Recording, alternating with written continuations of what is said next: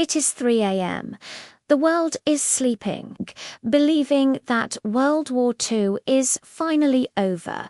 But inside a locked bakery in Nuremberg, 3 men are crawling under the floorboards. They aren't bakers. They are survivors, and they aren't using flour.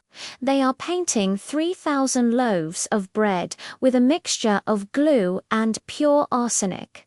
By sunrise, this bread will be fed to an army of imprisoned SS officers. But here is the terrifying part. This was just Plan B. Their original plan was to poison the water supply of 5 German cities and kill 6 million civilians. They didn't want justice, and they didn't want a trial. They wanted Nakam vengeance. An eye for an eye, 6 million for 6 million. This is the untold story of the Jewish Avengers. To understand why a group of young men and women would risk everything to commit an act of mass terror, you have to look at what happened when the guns finally stopped firing. In May 1945, the world was celebrating. The Nazis had surrendered, and the nightmare was supposed to be over. But for the Jewish survivors emerging from the concentration camps and the forests, there was no victory parade. They returned to their villages in Poland and Lithuania, expecting to find neighbors or family. But instead, they found strangers living in their homes and their entire communities erased. Worst of all, they saw the very people who had murdered their families walking free, returning to their jobs and living normal lives as if the Holocaust had never happened. The psychological toll was shattering. The world told these survivors to move on, to rebuild, and to forgive. But for one young leader, forgiveness was impossible. His name was Abba Kovner. He was a poet who had transformed into a hardened partisan fighter in the Vilna ghetto, and he was consumed by a singular, burning rage. He gathered 50 like-minded survivors, young people who had lost absolutely everyone, and formed a secret organization. They met in the ruins of Europe with a terrifying realization. The official justice system was too slow and too soft. They didn't want to see Nazis sitting in a courtroom. They wanted them in the ground. Kovner looked at his followers and laid out a philosophy that would terrify even the Allied forces. He believed that the only way to prevent another Holocaust was to make the price of Jewish blood so high that no one would ever dare spill it again. They decided that Germany owed them a blood debt, and they intended to collect it in full. This was the boldest and most terrifying idea in the history of vigilante justice. Kovner called it Plan A. The objective was simple but devastating. They would target the drinking water systems of Nuremberg, Weimar, Hamburg, and Munich. The goal was not military victory, it was math. 6 million Jews had been murdered, so 6 million Germans had to die.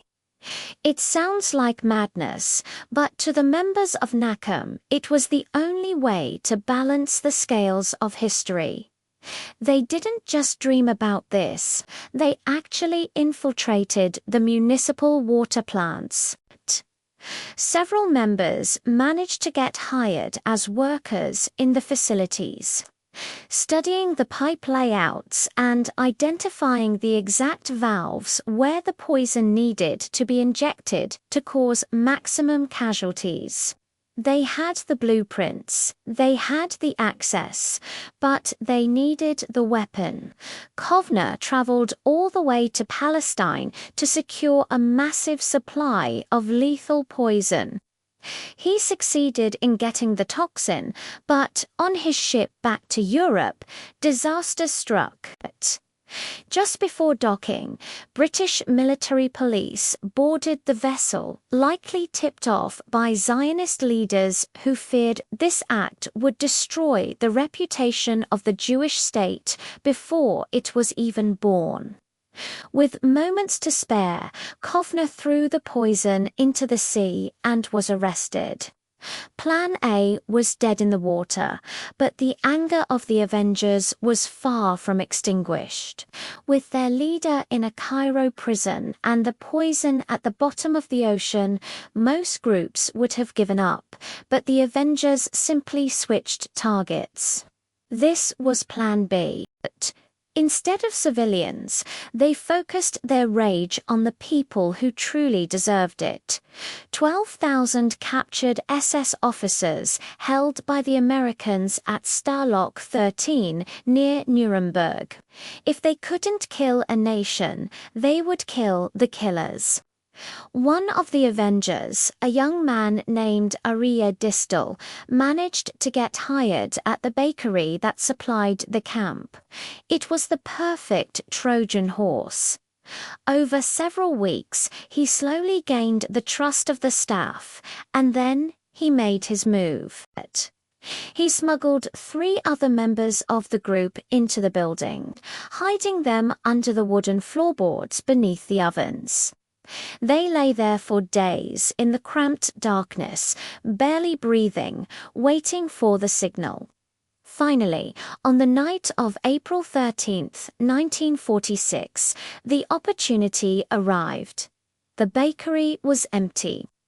The team crawled out from the floor. Exhausted but adrenaline-fueled, they mixed arsenic with glue and water a deadly glaze, designed to stick to the bottom of the black bread so the taste wouldn't be detected.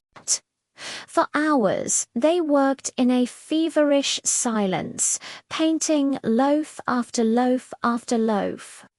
By the time the morning sun began to rise, they had poisoned 3,000 loaves of bread.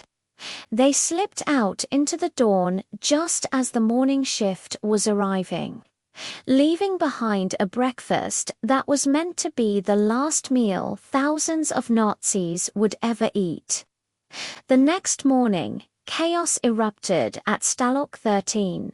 Reports flooded in of men collapsing, screaming in pain, and vomiting violently. American doctors were overwhelmed, pumping stomachs around the clock as the camp turned into a triage center. The New York Times even reported that over 2,000 prisoners had been poisoned. For a moment, it seemed like the Avengers had succeeded. But as the days passed, a strange and baffling reality set in.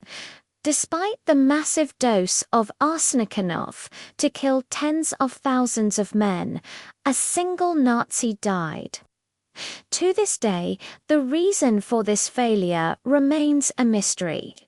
Some experts say the poison was spread too thin across too many loaves. Others believe the arsenic was actually too potent, irritating the soldiers' stomachs so quickly that they vomited it up before it could be absorbed into their bloodstreams. There is even a theory that the chemist who supplied the group secretly diluted the mixture, unable to bear the weight of mass murder on his conscience. Whatever the reason, the Death Bakery had failed to deliver a single corpse. The Avengers disbanded soon after, disappearing into the shadows. They never apologized for what they did. Most of them moved to Israel, built families, and lived quiet lives, carrying the secret of that night to their graves. They failed to kill 6 million, and they failed to kill the prisoners at Stalag 13. But in their eyes, the mission wasn't a total failure. They had sent a terrifying message to the world that the Jewish people would no longer be sheep to the slaughter, that they could and would strike back. Today, the story of Nakam sits on a razor's edge between heroism and terrorism. If Plan A had worked, Abba Kovner would be remembered as one of history's greatest monsters. Instead, he remains a ghost of the war's darkest chapter. So, was this justice, or was it madness? I'll let you decide. After the failure at the bakery, the group finally disbanded. They realized that the time for vengeance had passed. Most of them traveled to the newly formed state of Israel, where they joined the army, built families, and lived out the rest of their days in silence. They never apologized for their actions. To them, it wasn't a crime. It was a necessary response to the greatest crime in human history. But their story leaves us with a chilling question. If Plan A had succeeded, they had poisoned the water and killed 6 million innocent Germans. Abba Kovner would not be remembered as a resistance fighter, but as one of the deadliest mass murderers of the 20th century. History is often written by the victors, but sometimes it is defined by the tragedies that didn't happen. So, I have to ask, was Nakam's mission a justified act of eye for an eye justice? Or was it a descent into the very madness they were fighting against? Let me know your thoughts in the comments below. And if you want to see more dark history that schools forgot to teach you, hit that subscribe button. Thanks for watching.